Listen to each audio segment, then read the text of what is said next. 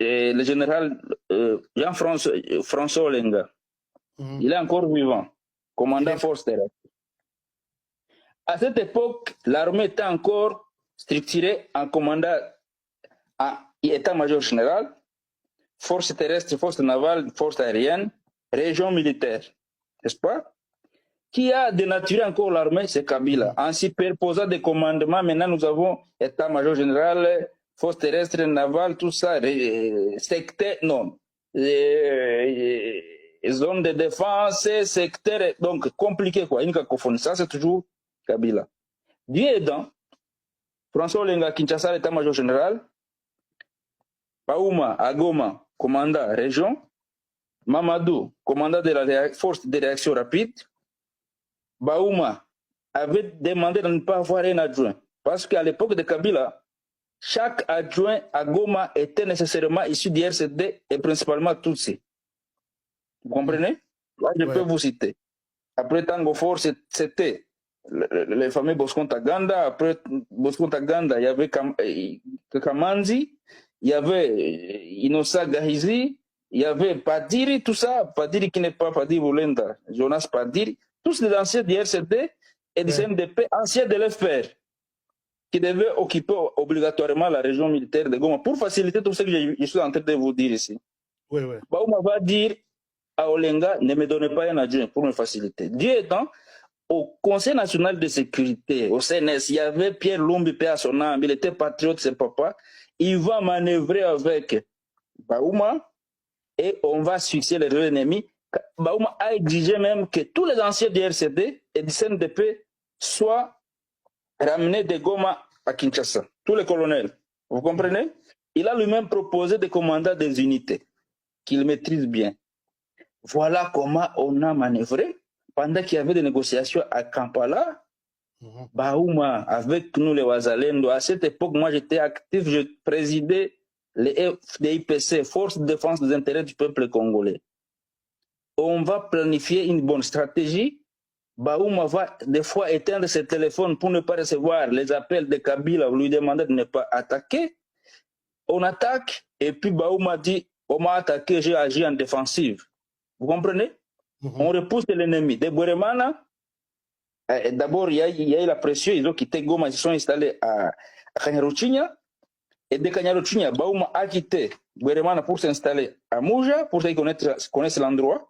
On va bousculer l'ennemi de Kanyaruchinya à 3 antennes Kibati. Baouma quitte Mouja, il va s'installer à Kanyaruchinya. On va encore les provoquer, on va les repousser jusqu'à Kibumba. Et on progresse. Et chaque fois qu'il fallait opérer, il fallait donner consigne à Jean-François Olenga et Pierre Lumbi et Baouma éteignaient ce téléphone pour dire je suis au maquis, des fois les réseaux font défaut.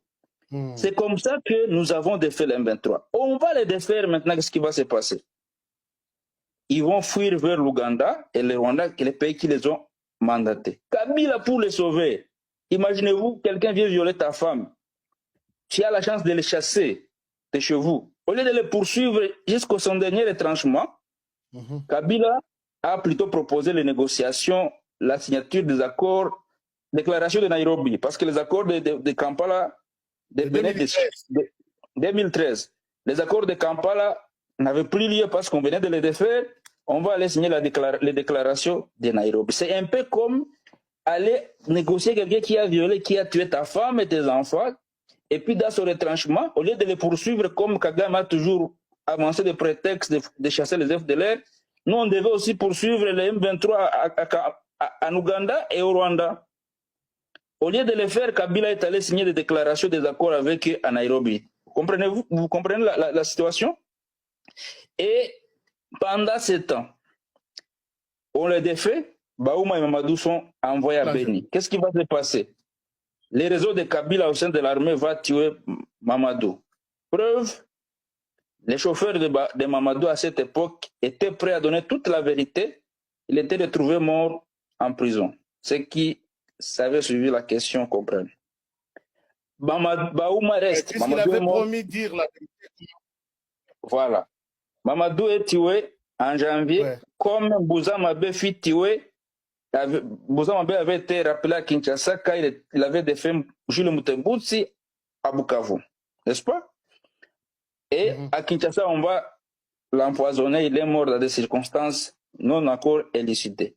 Mamadou tombe à Beni dans une embuscade à l'aéroport de Mavivi, en pleine ville. Ce ne sont pas les ADF qui ont tué Mamadou.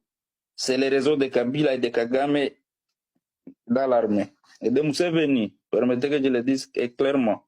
Parce que pour nous, les Wazalendo, l'Ouganda n'a jamais été un allié sincère. Je sais pourquoi je le dis, j'ai donné beaucoup plus d'évidence.